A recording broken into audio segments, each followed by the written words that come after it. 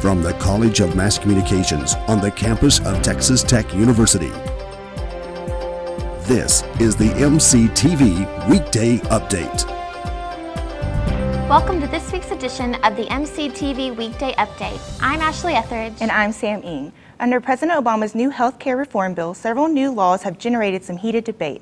Ashlee Etheridge has the story. It will be months before the November elections render a verdict on whether the public approves of the health care reform bill.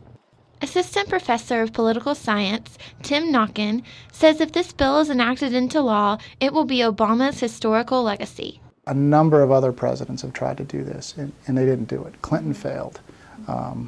Teddy Roosevelt tried. Truman tried. So, a lot of presidents, and this is the one that did it. Knockin says because young adults are known to not vote as much as older generations, it is hard to say what will happen in the upcoming November elections.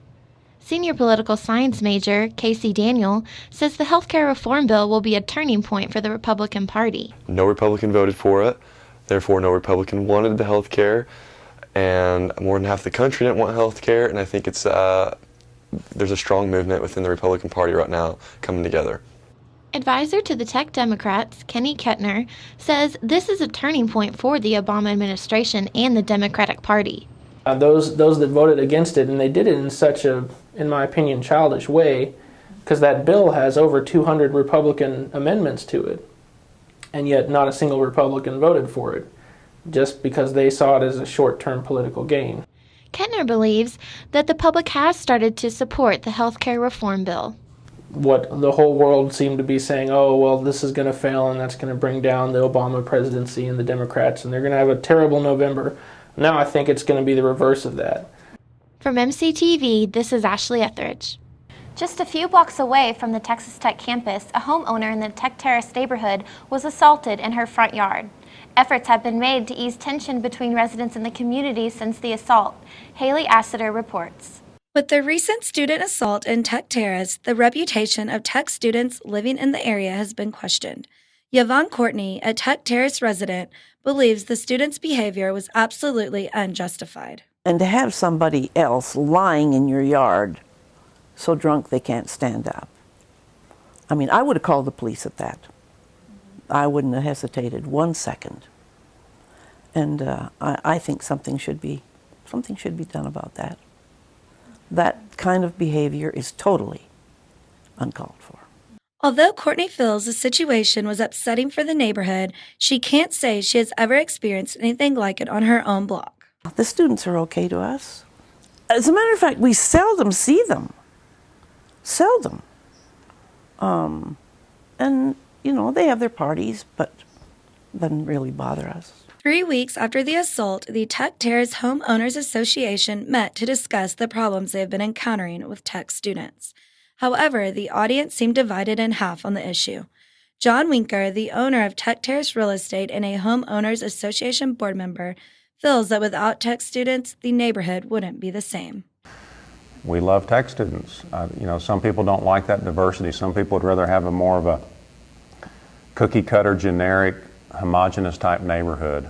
This neighborhood is very generational diverse. Tech students portray both positive and negative images among Tech Terrace families. Recent neighborhood incidents may remind students living off campus that they are not the only members of the community. For MCTV News, I'm Haley Assiter. Thanks, Haley. Another part of Lubbock is also beginning to receive attention. Downtown Lubbock will be renovated in the near future, but as of now, city officials are still in the planning stage. Adam Coleman visits the area. This is downtown Lubbock during the weekend. Renovation efforts have city officials hoping they can make it the busiest place in the city. Quite a bit happening.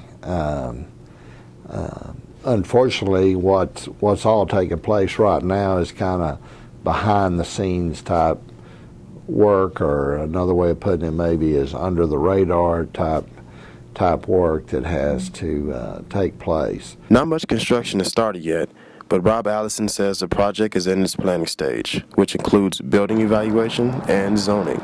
He also says Lubbock's solid economy makes it easier to plan renovations.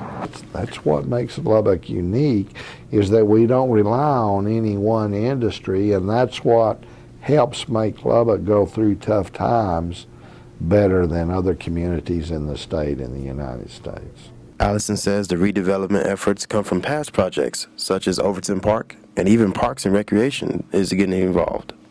Yes, it is, and there's quite a bit of green space in those plans, and open space, hike and bike trails through there. For MCTV, this is Adam Coleman. Thanks, Adam. Texas Tech Student Government Association provides student organizations with annual funding, typically based on the quality and needs of the organization.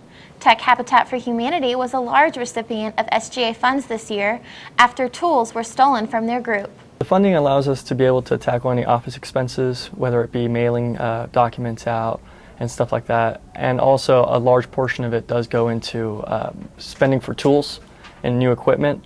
And it also goes towards helping us send students off to other states to participate in Collegiate Challenge.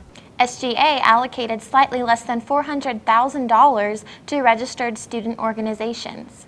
Texas Tech's College of Business recently funded a study focused on distraction and perception. Participants received a text message while they were distracted by a virtual driving scene. Samantha Hensley takes a further look.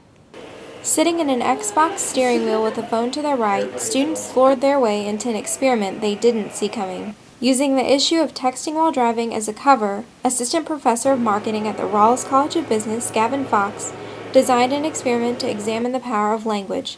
He says marketers are looking for a way to reach distracted audiences. What we're interested in is really the impact of the driving, the distraction of that driving on the way people perceive the messages they receive.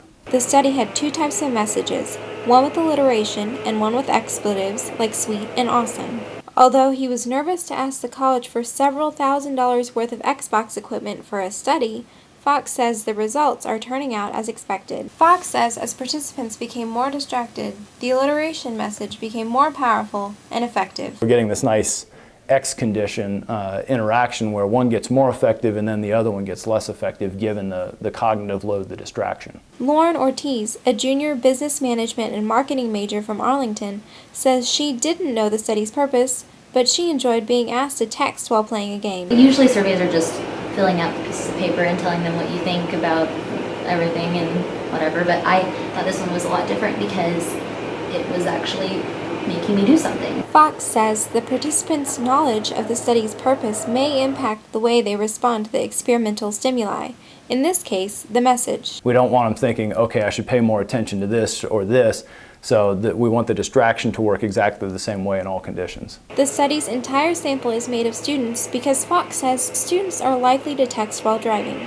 However, he hopes students won't text and drive after seeing themselves steer off the virtual road. For MCTV, I'm Samantha Hensley. Thanks, Samantha.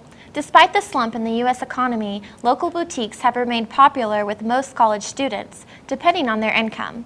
Vanessa Tucker takes a look at some popular boutiques in Lubbock. Local boutiques like 1020 and All About Moi have been thriving in Lubbock for years now, despite the nationwide slope in the economy. Owner of 1020 Boutique, Shara Koninsky, says her boutique was established on affordable pricing. For us, in an economy that's a little bit sluggish and slow, girls still want to look cute. They still need a gift for a wedding. They still need Mother's Day gift, birthday gift, and they come to us because they know that our things are affordable. Despite the economy and higher pricing, All About Moi is seeing a steady flow of business from customers. Most girls don't want to just not shop. Like, they want to go out and get a dress for the night and enjoy themselves. And our stuff here is we've got cheaper stuff and we've got more expensive stuff. And they can afford to come in and buy one dress to just wear out for that weekend. Jacqueline Wallace has firsthand experience about pricing after working in the boutique industry. I could see the inside of it, and so I knew how much they overpriced everything. And it made me very angry and made me not want to ever shop there again. Wallace discusses her alternatives to shopping at high-end boutiques. I like to go to places like TJ Maxx, Forever 21, stuff that has good stuff, but it's also cheap. With differing prices, one can choose to go higher end or less expensive. For MCTV, I'm Vanessa Tucker. I love going to those boutiques. Have you ever been? No, I should probably go. Yeah. Okay. Well, that's all the time we have today. Thanks for watching our MCTV Weekday Update. I'm Sam Eaton. And I'm Ashlee Etheridge. Enjoy the rest of your day.